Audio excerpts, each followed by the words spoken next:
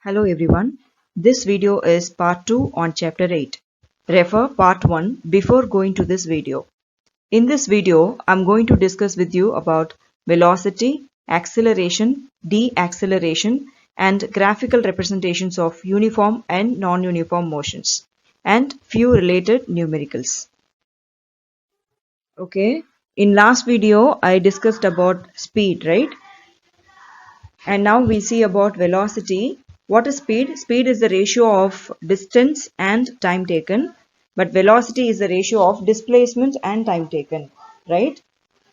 Okay, there is a formula for velocity. Velocity is equal to displacement divided by time.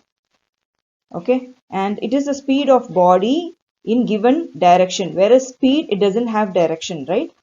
Okay, so velocity is a vector quantity. Why? Because it gives you magnitude as well as direction. Its value changes when either its magnitude or direction changes. Fine. And the next is average velocity. This is your formula. Total displacement divided by total time taken. And we have one more formula for average velocity. Let's see this. For uniformly changing velocity, the average velocity can be calculated as follow, right? Average velocity is equal to initial velocity plus final velocity divided by 2, right? Generally, initial velocity is denoted as u and final velocity denoted as v. So, this is your formula, another formula for calculating average velocity, initial velocity plus final velocity divided by 2. So this will change according to the given value. In your numerical, if they are mentioned displacement, you can use this formula. Or in your numerical, suppose if they mentioned about initial and final velocity, you should use this formula. Right. U is initial velocity and V is final velocity. SI unit of velocity is same as speed, meter per second. It can be positive, negative or 0 because this is your vector quantity. Okay, now let's see one example for average speed. During first half of a journey by a body, it travels with the speed of 40 km per hour, and in the second half it travels with the speed of 20 km per hour. Calculate the average speed of the whole journey, right? So two speed is given, 40 km per hour and 20 km per hour. So we should write given value first. Speed during first half, I'll take it as V1 equal to 40 km per hour. Speed during second half, V2 20 km per hour. This is your formula. Average speed is equal to V1 plus V2 divided by 2, average value, right? So 40 plus 20 divided by 2 equal to 60 by 2. This is nothing but 30. So average speed by an object or a body is equal to 30 km per hour. Let's see the next example. A car travels 20 km in first hour, 40 km in second hour and 30 km in third hour. Calculate the average speed of the car. Okay, the question is clear. First 1 hour, the car travels with the speed of 20 km per hour, and in second 1 hour, it travels with the speed of 40 km per hour, and in third 1 hour, it travels with the speed of 30 km per hour. Okay, so you should calculate average speed. Okay, so speed is given in all the three cases. From O to A, it covers 20 km per hour. A to B travels with the speed of 40 km per hour, and B to C 30 km per hour. Okay, let's see the solution.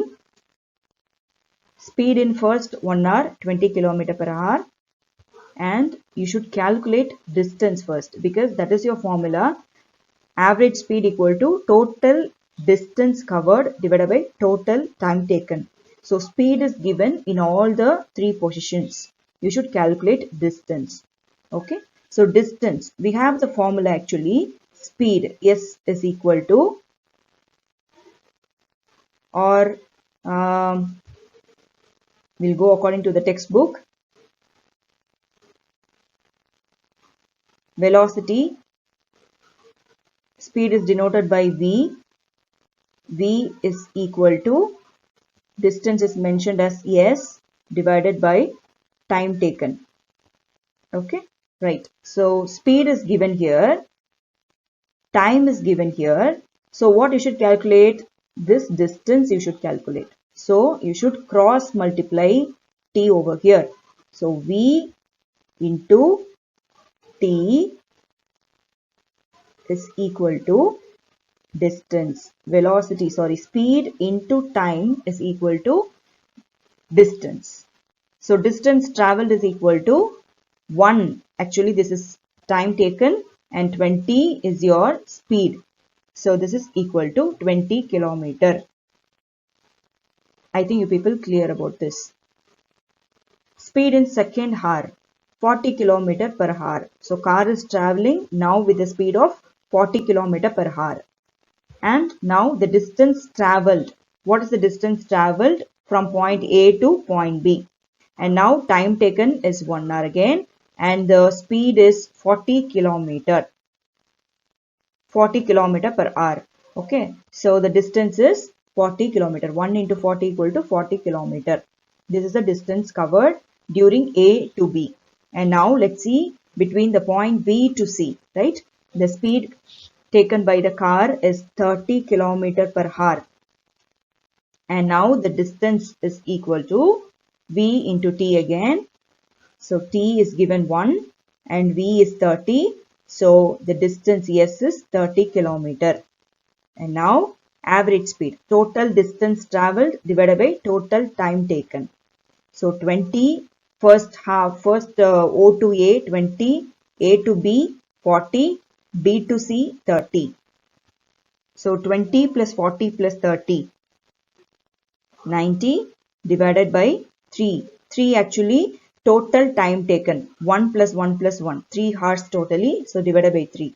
So answer is 30 kilometer per hour. This is your average speed taken by the car in 3 hours. Let's see about acceleration. Actually, what is the definition for acceleration is rate of change of velocity. Rate of change of velocity is known as acceleration. Acceleration is seen in non-uniform motion. Why? Because there should be some change in the velocity. Then only the acceleration will occur. If there is no change in velocity, it is called uniform motion. So only in non-uniform motions, the acceleration will occur. So this is your formula. Acceleration is equal to change in velocity by time. Change in velocity in the sense final velocity minus initial velocity. So this is your change in velocity. Difference between two velocities. Final velocity minus initial velocity divided by time. So this is called rate of change of velocity. Okay. So V is equal to final velocity and U is initial velocity. If V is greater than U. What do you mean by this? If final velocity is greater than initial velocity, then A will be positive. So SI unit is meter per second square for acceleration. Let's see one example for calculating acceleration. A car speed increases from 40 km per hour to 60 km per hour in 5 seconds. Calculate the acceleration of the car. So two different velocities are given, 40 km per hour and 60 km per hour, and time taken 5 seconds. Calculate the acceleration. We know the formula for acceleration. A is equal to V minus U divided by T, right? So A is nothing but acceleration, V is final velocity, U is initial velocity, and T is time taken. Okay, so let's write the given value. U, that is initial velocity, is given in the question 40 km per hour, right? And if you want to convert in terms of meter per second, you should multiply by 5 by 18. This I explained to you earlier. 40 into 5 by 18 equal to 11.11 meter per second. And The next value is final velocity 60 km per hour. Why we need to convert in terms of meter per second? Because SI unit for acceleration is meter per second square. So acceleration should mention in terms of meter per second square. This is the reason we are converting kilometer per hour to meter per second. Okay, final velocity is 60 kilometer per hour. So you should convert again 60 into 5 by 18 equal to 16.66 meter per second. So initial velocity is ready, final velocity is ready, and time taken is also given, right? You should substitute now v minus u divided by t. 16.66 minus 11.11 divided by 5 is equal to 1.11 meter per second square. So your value with positive sign, so this indicates positive acceleration or simply acceleration. Now let's see about retardation or deceleration. Okay, and I told you before, acceleration will happen only during non-uniform motion, and similarly this deceleration or retardation will happen only in non-uniform motion. What is the difference?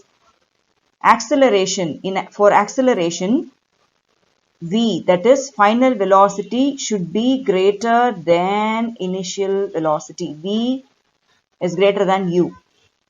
Okay, so this is the condition for acceleration. If v is less than u, that is final velocity is less than u, a is negative, acceleration is negative. So this is called deceleration. So let's see the definition. Deceleration is seen in non-uniform motion during decrease in velocity with time.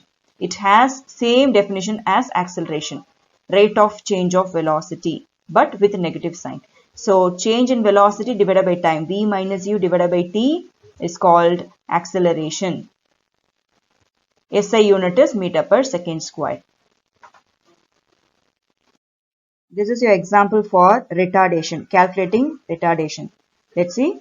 A car traveling with the speed of 20 km per hour comes into rest in 0.5 hours. Okay. A car traveling with the speed of 20 km per hour comes into rest. This is important. In 0.5 hours, what will be the value of its retardation? Okay. Let's write all the given values. Initial velocity is 20 km per hour because initially car is traveling with the speed of 20 km per hour and comes to rest. Rest means 0. Final velocity is 0 km per hour. Time taken 0.5 hours. Everything is in kilometer per hour scale. You can convert into meter per second, but I didn't convert here. Let's see. Retardation A dash is equal to v minus u divided by t.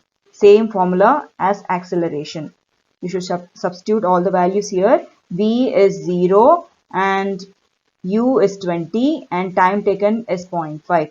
So minus 20 divided by 0.5, or you can write it as minus 200 divided by 5 is equal to minus 40 km per hour square.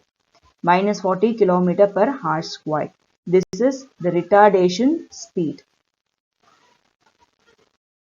Okay, let's see about graphical representations of uniform and non-uniform motion. It has two parts, distance time graph and velocity time graph. Let's see one by one. Distance time graph. In x-axis, time scale, and in y-axis, distance scale. X-axis time scale, in y-axis distance scale. Okay, let's see for uniform motion how the distance time graph will be. You should plot a graph. So uniformly the graph is increasing. You can see at time t1, at time t2, at different position. If time period increases, distance will also increase. You can see straight line represents uniform speed with zero acceleration. I told you before, zero acceleration will occur in uniform motion. Right. Let's see the distance time graph for non-uniform motion.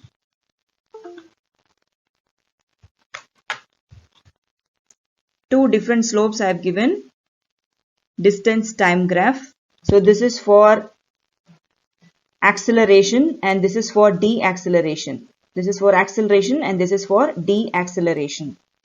Right? If time period increases, distance is increasing, but there is a curve. This curve indicates acceleration. And similarly, in the second graph, continuous decrease in slope.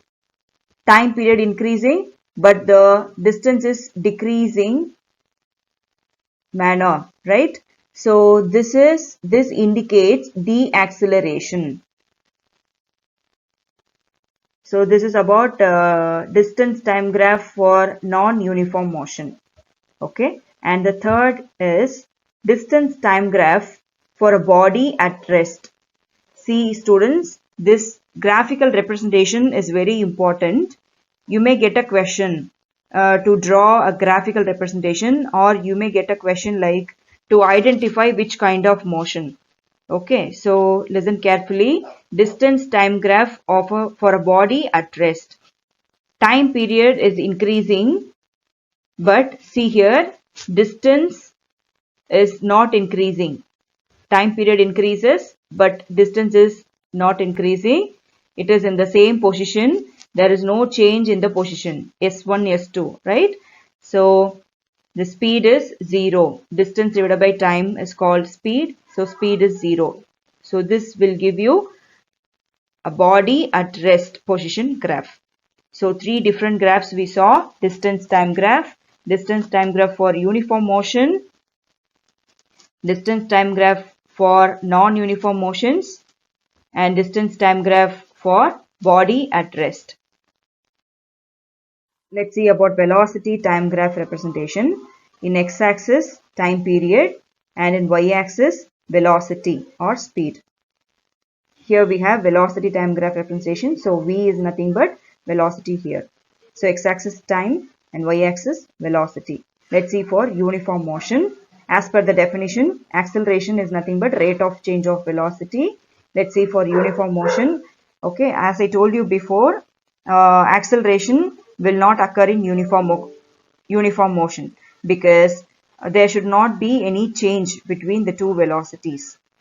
Okay, so this is called uniform motion. For time period, velocity 1. For second time period, velocity 2. So this is a graphical representation for uniform motion. Velocity time graph for uniform motion. So this is similar to the distance time graph when the body is at rest. So you should not confuse the two graphs, students. Right. The second is velocity time graph for uniformly accelerated motion. This is uniform accelerated motion. Right. In uniformly accelerated motion, there will be equal increase. The change in the velocity, that is initial and final velocity difference, will be same. The difference value will be same. Okay, so there will be a gradual increase in the velocity. So this is velocity time graph for uniformly accelerated motion. Let's see for velocity time graph for non-uniformly accelerated motion. This is the graph, x-axis time period, y-axis velocity. This is non-uniformly accelerated. You can see some different slopes in the graph. Okay, from 0 to v1, a different acceleration. From v1 to v2, separate acceleration a2, and v2 to v3, separate acceleration a3. So a1 is not equal to a2 is not equal to a3. So this is called non-uniformly accelerated motion. Okay, let's see for velocity time graph for uniformly deaccelerated motion. Deacceleration means with negative sign. Am I right? Right. So x-axis time period, y-axis velocity, and here the acceleration value is decreasing gradually. This is called deaccelerated motion.